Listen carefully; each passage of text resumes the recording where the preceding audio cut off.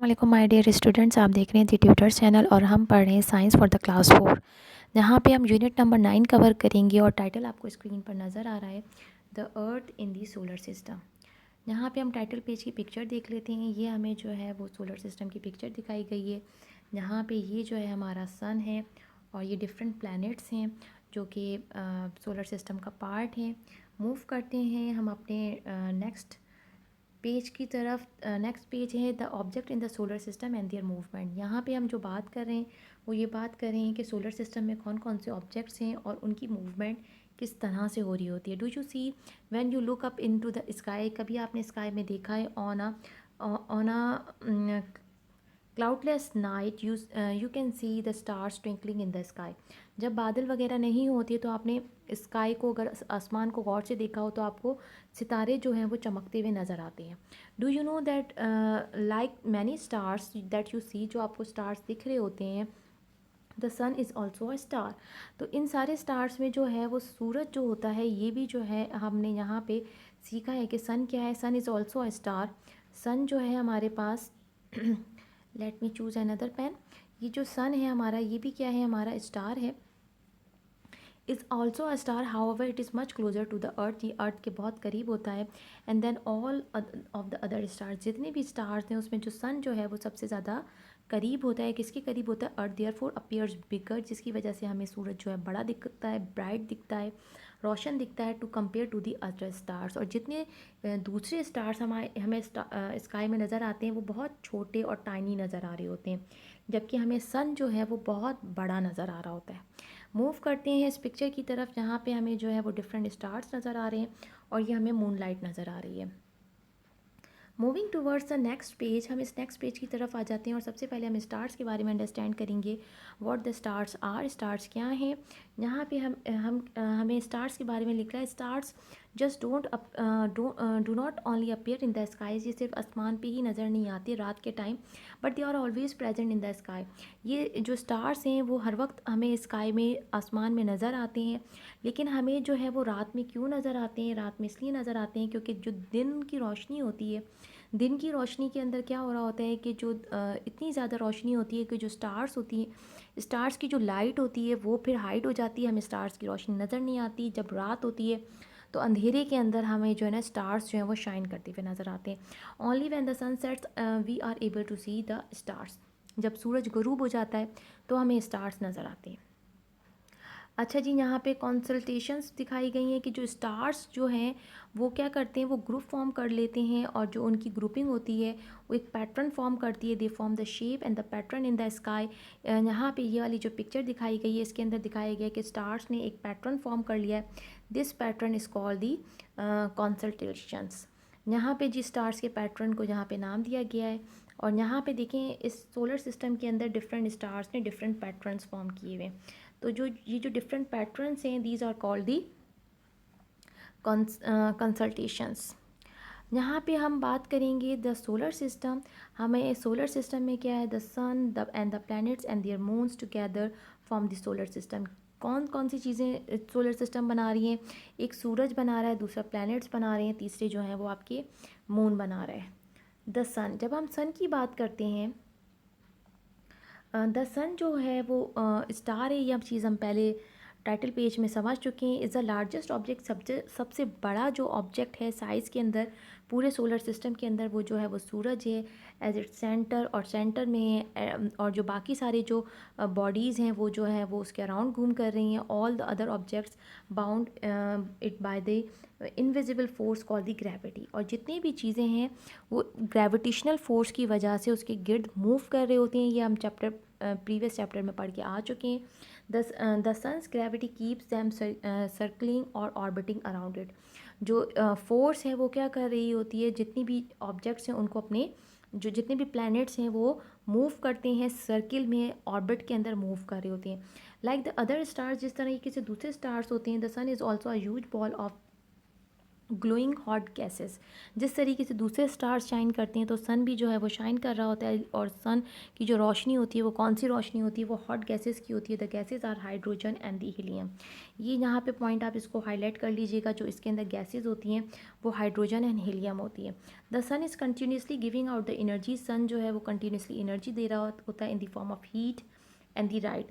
Heat और रोशनी की फॉर्म में दे रहा होता है। The life would not be possible on the earth without the heat and the light. ये जो हीट एंड लाइट है इसी की वजह से जो है हम अर्थ में रहने के काबिल हो गए। Next we have the planets. अब हम कुछ प्लैनेट्स के बारे में अंडरस्टैंड कर लेते हैं।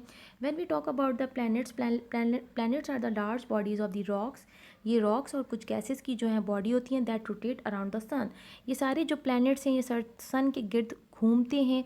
They have the no light. इनकी खुद की रोशनी नहीं होती of their own, they reflect the light of the sun. और ये किसकी रोशनी को ले रहे होते हैं, सन की रोशनी को ले रहे होते हैं। Our solar system had the 8 planets. हमारे सोलर सिस्टम में कितने प्लैनेट्स हैं? 8। You can see them in the table below.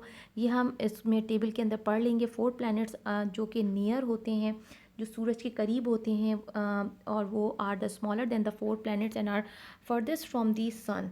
They moved in the fix path around the sun called the orbit. और ये जो एक फिक्स्ड पैटर्न होता है उसके गिर्द जो है ये मूव कर रहे होते हैं, जिसको यहाँ पे क्या नाम दिया गया है? ऑर्बिट का नाम दिया गया है। Some planets have moon orbiting them. Moons are the natural satellite. यहाँ पे ये वाला पॉइंट भी इंपॉर्टेंट आपने याद रखना है। मून क्या है? मून जो है वो हमारी नेचुरल सैटेलाइट है। यहाँ पे हम आ जाते हैं कुछ 4 प्लैनेट्स की तरफ। ये कौन से प्लैनेट होते हैं? These are called the terrestrial planet. ये कौन से प्लैनेट हैं? These are called the terrestrial planet. They और terrestrial planet they have a solid rocky surface. ये कौन कौन से प्लैनेट हैं? इसके अंदर हमारे पास जो पहला प्लैनेट आ जाता है वो हमारे पास मरकरी है। पहला प्लैनेट जो है हमारे पास वो मरकरी है। नेक्स्ट हमारे पास वीनस है, देन हमारे पास अर्थ है, देन हमारे पास मार्स है। यहाँ पे जो है इनकी अपीयरेंस दिखाई गई है कि ये जो है ये सारे प्लैनेट दिखने में कैसे दिख रहे होते हैं। इनकी साइजेस दिखा दी गई हैं और ये सन से कितने दूर हैं ये यहाँ पे मेंशन कर दिया गया है कि ये सन से कितने डिस्टेंस के ऊपर हैं। ये आपने याद रख लेना है। जो मरकरी है वो मरकरी जो है वो 57 किलोमीटर जो है वो दूर है, और जो आपका वीनस है वो 108 मीटर किलोमीटर दूर है, और ये जो है 150 metre and 227। Next we have another planet, they are called the Jovian planets. और ये कौन से प्लैनेट्स कहलाते हैं? ये जॉवियन प्लैनेट्स कहलाते हैं। इनके अंदर हमारे पास आ जाता है Jupiter, Saturn, Uranus and the Neptune. और इनकी जो है यहाँ पे अपीयरेंस दिखा दी गई है कि ये दिखते कैसे हैं। इनकी अपीयरेंस यहाँ पे शो हो गई है और इनका डिस्टेंस यहाँ पे मेंशन हो गया है। Next we have a picture of a solar system, और यहाँ पे हमें 8 प्लैनेट्स दिखाए गए हैं। पॉइंट आउट कर देते हैं इन 8 प्लैनेट्स को कि किस तरीके से ये 8 प्लैनेट्स हैं। ये हमारे पास जुपिटर है। लेट स्टार्ट फ्रॉम दी सन। सबसे पहले देखते हैं कि सबसे पहले हमें बड़ा सा जो है वो सन नज़र आ रहा है। सन के बाद जो नेक्स्ट प्लैनेट है वो हमारे पास मरकरी है। देन हमारे पास जो है नेक्स्ट जो है वो वीनस है। उसके बाद जो है हमारे पास अर्थ है, मून है, जुपिटर है, मार्स है, सैटर्न है, नेपच्यून है, और यहाँ पे जो है वो यूरेनस भी इसके अंदर इंक्लूडेड था। सबसे आखिर में जो है वो हमारे पास नेपच्यून आ रहा है। ठीक है जी। उसके बाद जो है हमारे पास यूरेनस है, उसके बाद सैटर्न है, उसके बाद हमारे पास जो है मार्स है, और ये सारे प्लैनेट्स जो हैं हमारे ऑर्डर के अंदर अरेंज हुए हुए हैं। Next we have the moon. हम मून को भी स्टडी कर लेते हैं। मून के बारे में, our moon has only the one natural satellite. जो मून है हमारा वो एक वाहिद नेचुरल सैटेलाइट है। It is much smaller than the earth. ये अर्थ से छोटा होता है, about a quarter size of it.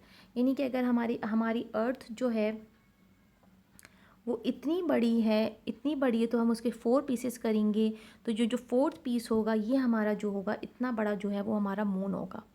ठीक है जी। It is the earth closest neighbour in the space. ये जो है अर्थ के करीब वाला जो है वो नेबर है स्पेस के अंदर। Next we have the moon is the brightest and the largest object in the sky. ये जो होता है ब्राइट और द लार्जेस्ट ऑब्जेक्ट होता है, रात के टाइम हमें नज़र आता है। Yet it has no lights of its own, it reflect the light of the sun from the surface. ये चीज़ हम पढ़ चुके हैं कि रात को जो हमें जो चाँद चमकता हुआ दिखाई देता है वो उसकी खुद की रोशनी नहीं होती, बल्कि किसकी रोशनी होती है, उसके पास जो रोशनी होती है वो सन की होती है। The surface of the moon is very uneven. आप यहाँ पे देख सकते हैं कि इसकी जो सरफेस है ये इरेगुलर सी सरफेस है यहाँ पे। It has many different rocks and the thick layer of dust covering the surface. यहाँ पे जो इसकी कवरिंग है वो इसमें क्या है, कुछ डस्ट पार्टिकल्स भी हैं और जो है thick and the rocky surface है।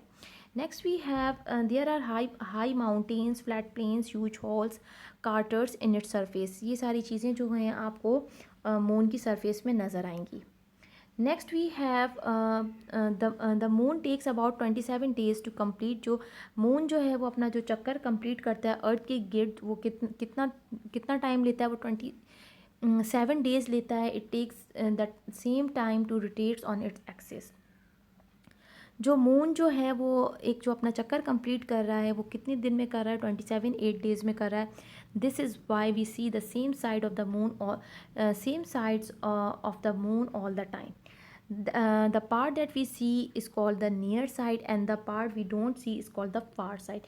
जो हमें पार्ट नज़र आ रहा होता है वो हमें कौन सा पार्ट नज़र आ रहा होता है, नियर साइड नज़र आ रहा होता है। और जो मून का पार्ट नहीं नज़र आ रहा होता वो कौन सा पार्ट होता है, वो हमारा फार साइड आ जाता है।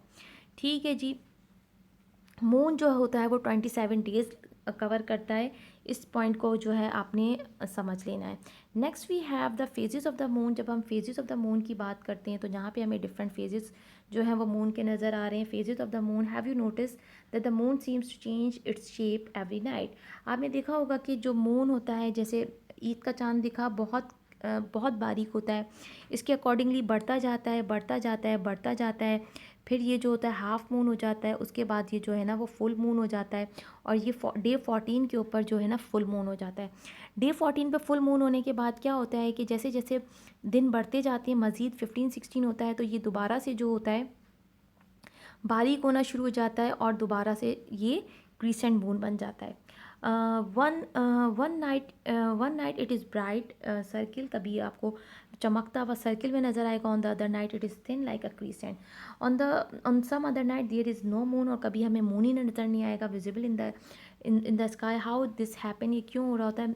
The shape of the moon is not changing, moon की खुद की शेप नहीं चेंज हो रही होती। And what we can see the moon is what the changing, जो डायरेक्शन होती है बेसिकली अर्थ की, उसके हिसाब से जो है ना मून की शेप चेंज हो रही होती है। जबकि मून की साइजेस कम बड़े नहीं हो रहे होते, बल्कि हमें जो उसकी रिफ्लेक्शन होती है वो हमें हमें कम ज़्यादा दिखाई दे रही होती है। As the moon moves around the earth, जिस तरीके से हमने पढ़ा था कि मून जो है वो 27 डेज़ लेता है कंप्लीट अपनी चक्कर करने में। Different parts are lit up by the sun at the different times of the month. From the moon we see the part of the moon that is lit, the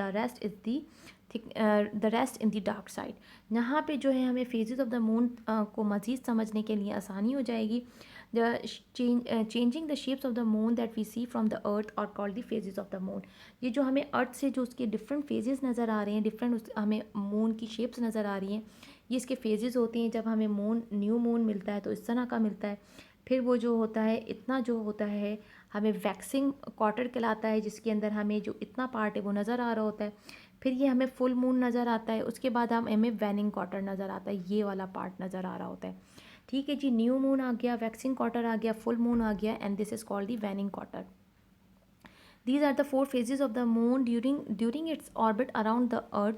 जब वो अपना चक्कर कंप्लीट कर रहा होता है अर्थ के गिर्द, the moon reaches at the point the part where the earth is not illuminating the sunlight, जहाँ पे उसको जो है अर्थ को जो है वो सूरज की रोशनी नहीं मिल रही होती। The illuminated side is facing away from the earth, this phase is called the new moon. जब उसको रोशनी नहीं मिल रही होती तो वो क्या बन जाता है, न्यू मून मिल जाता है। यहाँ पे आपने देखा होगा कि आपको रोशनी नहीं मिल रही थी।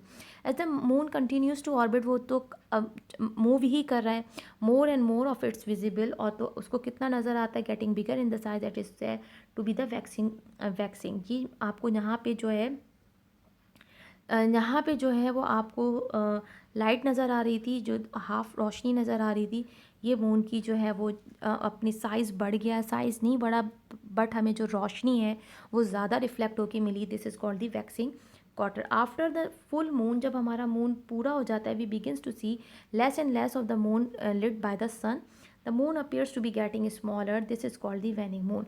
और जब वो फुल मून हो जाता है, और जब फुल मून होने के बाद क्या होता है, वो फिर रिड्यूस होने लग जाता है और फिर हमें वो हाफ जो लाइट नज़र आती है, this is called the वेनिंग quarter. यहाँ पे जो है हम रोशनी फिर दोबारा से कम होना शुरू हो जाती है। फुल मून के अंदर जो होता है, ये कंप्लीट जो होती है ब्राइट मून हमें रिफ्लेक्ट करता है। Next we have the earth motion and related pattern observe on the earth. ये वाला जो टॉपिक है हम नेक्स्ट वीडियो के अंदर कंप्लीट करेंगे, जहाँ पे हमने जो जितना भी था अर्थ और प्लैनेट्स के बारे में अंडरस्टैंड कर लिया, ये इंशाल्लाह हम नेक्स्ट वीडियो के अंदर कंप्लीट करेंगे। अपना यहाँ पे बहुत सारा ख्याल रखिएगा। अल्लाह हाफ़िज़।